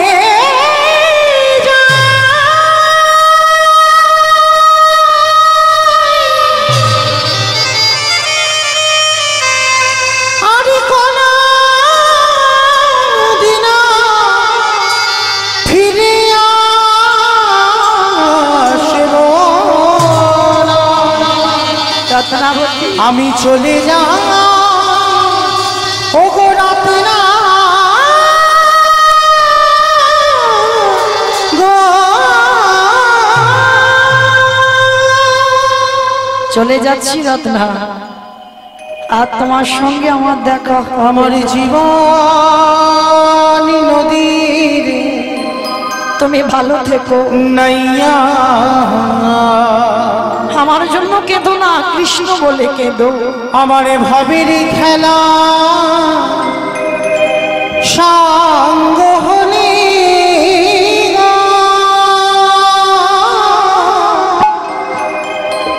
দিও পার করিয়া আমার জীবন নদীরে নাইয়া আমার জীবন নদী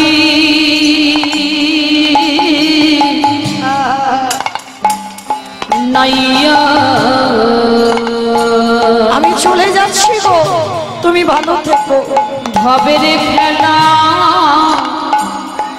সাঙ্গ হলে গো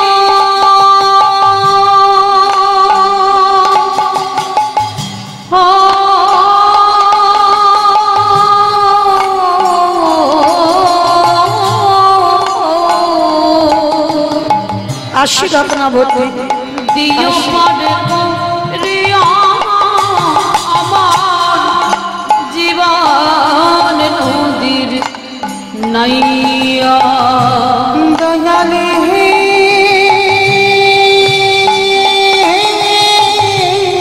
আমি আসছি প্রভু তোমার কাছে, আসছি। দয়ালে ও দয়াল একবার ঠাই দাও আমার,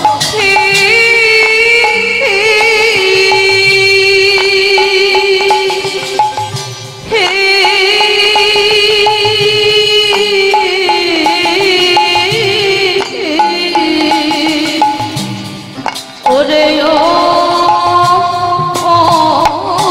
দয়াল হে এই কামনা বাসনার হাতে বুঝি বেঁধেছিলাম বাসা এই কামনা বাসনা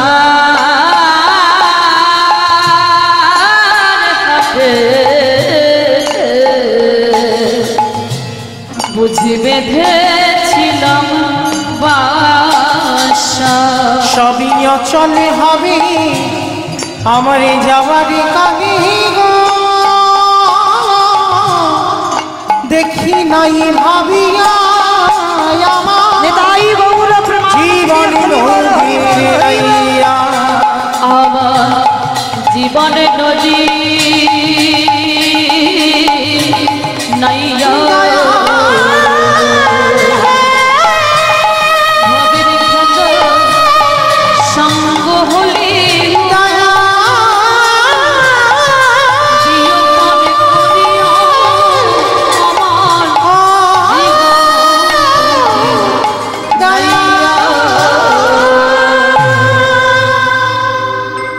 চিরজনমের মতো রত্নাবতী বিদায় দিল স্বামীকে, ছুটে চলল জগন্নাথ ধাম, পুরী ধাম। পরের দিনে বাবা খবর পেল যে রঘুনাথ পুরী ধামে আছে।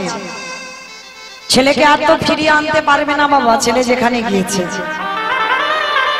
বাধ্য হয়ে বাবা জ্যাঠা অর্থ বস্ত্র অন্ন ব্যঞ্জন যা যা দরকার এই সপ্তগ্রাম থেকে পুরী ধামে পাঠাতো। আর রঘুনাথ ওই বাবা জ্যাঠা পাঠানোর জিনিসগুলো ভক্ত সেবা দিত, অর্থদান, বস্ত্রদান, বৈষ্ণব সেবা রঘুনাথ পুরী ধামে করত। এই জায়গাটা একটু খুব দামি কথা বলবো বাবা, একটু শুনতে হবে। প্রতিদিন ওই বাবা জ্যাঠার পাঠানো অর্থ রঘুনাথ পুরীতে দান করে, কিন্তু এতে আমার মহাপ্রভুর পছন্দ নয়। কেন পছন্দ নয়? একটা কথা মনে রেখো মা, কারোর যদি কিছু দিতে হয় ডান হাত দেবে, বাম হাত যেন জানতে না পারে। যদি বলবেন বাবা এটা মৌমিতা জ্ঞান দিচ্ছে না, কেউ যেন ভুল করে বুঝবেন না যে আমি বড় বড় কথা বলে যাচ্ছি। এটা আমার মহাপ্রভু রঘুনাথকে শিক্ষা দিয়েছেন।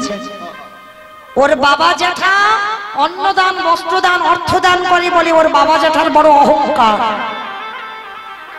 দেখবেন বাবা আছে স্টেজ তৈরি করে না, আর স্টেজের উপরে উঠে অনেকে বাবা নাম ধরে ধরে, যারা গরিব দুঃখী তাদের নাম ধরে ধরে স্টেজে ডাকে, কম্বল দান করে, বস্ত্র দান করে, অর্থ দান করে, করে না? কিন্তু মনে রেখো, এটা দান নয়, এইটা সেই মানুষটাকে অপমান করা হয়। কেন? সবার সামনে ডেকে বাবা তার নাম ধরে সবাইকে চিনিয়ে দেওয়া হচ্ছে ও গরিব, ও খেতে পায় না, ও পড়তে পারে না। দিতে যদি হয় রাতের অন্ধকারে কাউকে কিছু দিয়ে এসো, লোকালয়ে কেউ জানার প্রয়োজন নেই, যে জানবার সে তো জানবে আমি দান করেছি কি করিনি। তাহলে লোকের জানার প্রয়োজন নেই, যাকে জানাবার দরকার তাকে জানিও, কিন্তু কাউকে ডেকে অপমান করার অধিকার তোমার নেই। এটা মহাপ্রভু বলছে, রঘুনাথ যে পুরীতে ওই বৈষ্ণব সেবা, অর্থদান, বস্ত্রদান, এটা আমার পছন্দ নয়, এটা আমি পছন্দ করি না যে আমার রঘুনাথ এইরকম করুন। রঘুনাথের কানে গেল, আর যেই না গেল রঘুনাথ বাবা জ্যাঠাকে খবর পাঠালো যেন কে আমার জন্য পুরী ধামে কিছু না পাঠায়, আর যদি পাঠায় আমি ওই সমুদ্রে সব ফেলে দেব। মহাপ্রভুর বাক্য শিরোধার্য করলো রঘুনাথ কিছু আর নেয় না। তাহলে কি করে খায়? ওই পুরী ধামে দাঁড়ে দাঁড়িয়ে ভিক্ষা করে।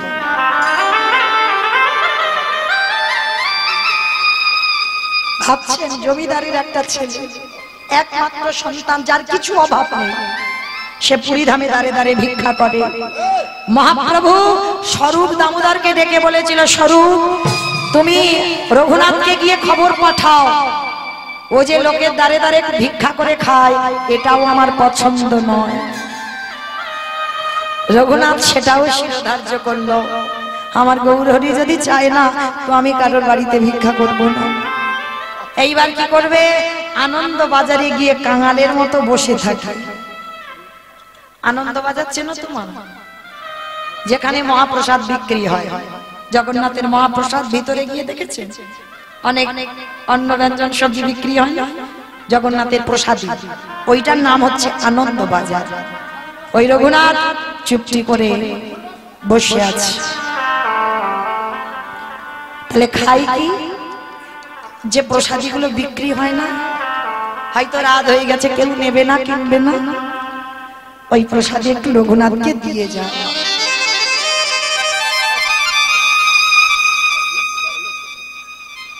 রঘুনাথ সেইটুকু একটু সেবা করে।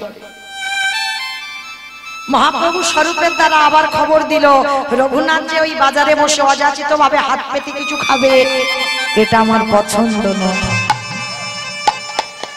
রঘুনাথ সেটাও শিরোধার্য করলো, সেটাও শিরোধার্য করলো যে প্রভু যখন চাইছে না তো আমি খাবো না। তাহলে এবার চলবে কি করে বলো? মন্দিরের সিংহ দুয়ারে চুপটি করে বসে আছে। কতদিন না খেয়ে থাকবে? তাও 4-5 দিন হয়ে যাচ্ছে। এবার আর শরীর চলছে না, বড় কষ্ট হচ্ছে, বড় জ্বালা, বড় যন্ত্রণা। আর খিদে জ্বালায় মা ওই নালা দিয়ে ভেসে যাচ্ছে জগন্নাথের একটু পচা গলা প্রসাদ।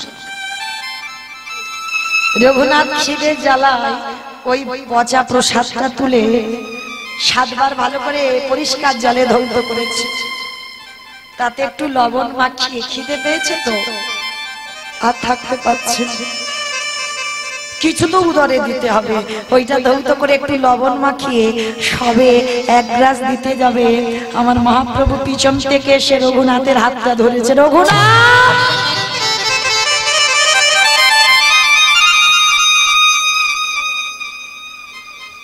আমায় দিবি না? গৌরী, এ তো পচা গলা প্রসাদ, এ তো পচে গেছে, নষ্ট হয়ে গেছে। এই বোকা, প্রসাদ কোনদিন পচে? প্রসাদ কোনদিন পচে না। প্রসাদ প্রসাদই থাকে। আর সেটা যখন ভক্ত উচ্ছিষ্ট করে দেয় সেটা মহাপ্রসাদ হয়ে যায়। ভগবান খুঁজে বেড়ায় একজন শুদ্ধ বৈষ্ণব, ভগবান খুঁজে বেড়ায় একজন শুদ্ধ ভক্ত, যে ভক্তের উচ্ছিষ্ট পাওয়ার জন্য ভগবান লালায়িত। তো আজকে রঘুনাথ যেই না প্রসাদীটা বদনে দেবে, মহাপ্রভু ওই হাতটা ধরে বদন থেকে কেড়ে নিয়েছে, আমায় একটু দে। আর রঘুনাথ বলছে, প্রভু তুমি এই প্রসাদ পাবে? হ্যাঁ, আমি তোরই উচ্ছিষ্ট পাবো। অরে রঘুনাথ,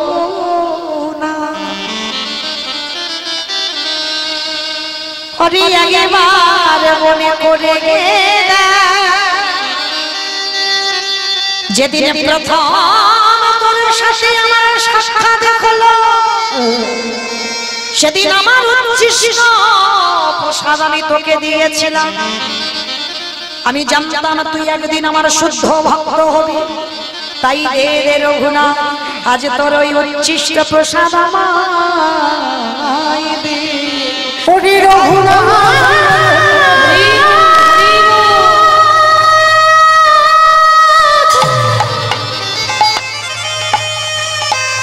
আমি যে ভক্ত বড়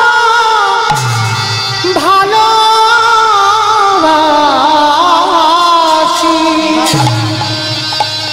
আমি যে ভক্ত ছাড়া রহিবে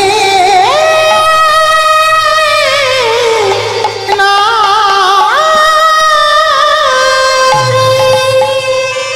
রঘুনাথ আছাড় খেয়ে বললেন মহাপ্রভুর হৃদয়ে। মহাপ্রভু বললেন, রঘুনাথ আজ আমি তোকে যাচাই করে দেখে নিলাম, সত্যি তোর আজকের বৈরাগ্য এসেছে। আয় আয় আয়, ওরে আয় একবার আমার হৃদয়ে আয়। মহাপ্রভু ছুটে গিয়ে রঘুনাথকে বুকে জড়িয়ে ধরে, রঘুনাথ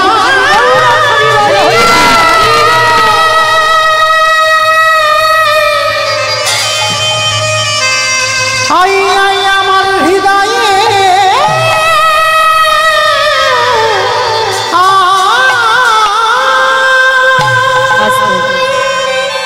মহাপ্রভু বললেন, বল রঘুনাথ তুই কি চাস? হে দয়াময়, আমার মনে বড় আশা, আমি বৃন্দাবনে রাধা গোবিন্দের যুগল দর্শন পাবো। মহাপ্রভু বললেন, ওরে রঘুনাথ, ওরে যাও যা ওই রাধা কুণ্ডের তীরে চলে যাও। যে রাধা কুণ্ডের থেকে উৎপত্তি, সেই রাধা কুণ্ডে গেল রঘুনাথ। সারাদিন বসে বসে আজ নয়ন জলে রাধে রাধে বলে কাঁদে। রাধে গো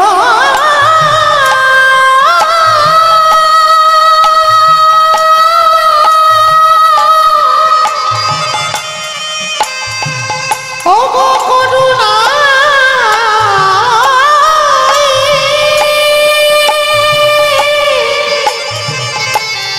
একেবারে কৃপা করো। আজ রঘুনাথ আমার নয়ন জলে বোধ ভাষায়, দোলারে পরে পরে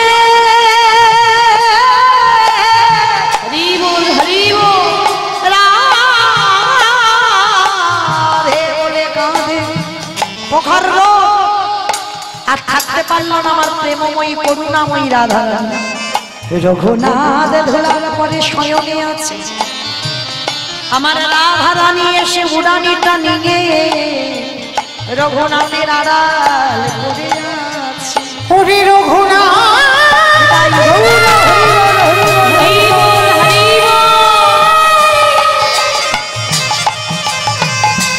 ওরে জগতে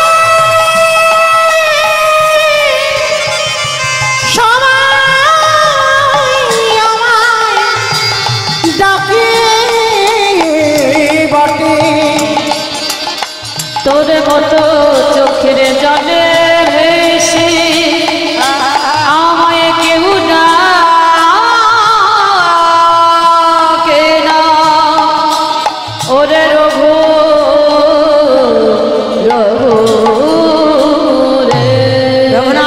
পিছনে তাকিয়ে বললেন, কে তুমি? সে কিরে যার জন্য এত পাগল? আমি তো তুই সেই রাধে, তুমি এসেছো, বল কি চাস? রঘুনাথ বললেন, রাধে গো, আমি তোমাকে একা দেখতে চাই না, তুমি কৃপা করে একেবারে যুগল রূপে দাঁড়াও। রানী বললেন, রঘুনাথ তোর মতো বৈরাগ্য, তোর মতো ভজন সাধনে জগতে কারণ নাই। আজ তোরে ভক্তিতে সন্তুষ্ট হয়ে আজ আমি যুগলে দাঁড়াইলাম। রঘুনাথ প্রকৃত তোর বৈরাগ্য হয়েছে। রাধা গোবিন্দ যুগলে দাঁড়ালেন, ভক্তগণে উলুধ্বনি হরিধ্বনি দিয়ে আজ নয়ন ভরে ওই রাধা গোবিন্দে, ওই রাধা গোবিন্দে আজ যুগল মাধুর্য দর্শন কো। কেমন ভক্ত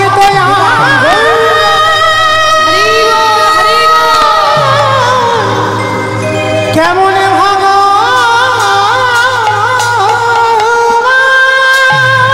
আমি ভক্ত বড়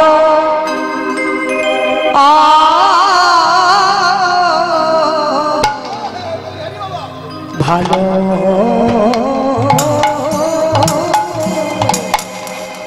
বাসি, আমি ভক্ত বড়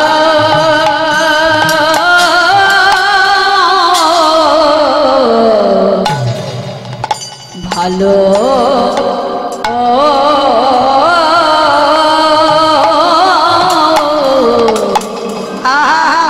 ভালোবাসি, তাই তো যুগে যুগে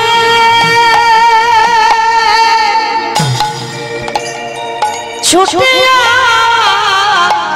আসি। আমি ভক্ত বড়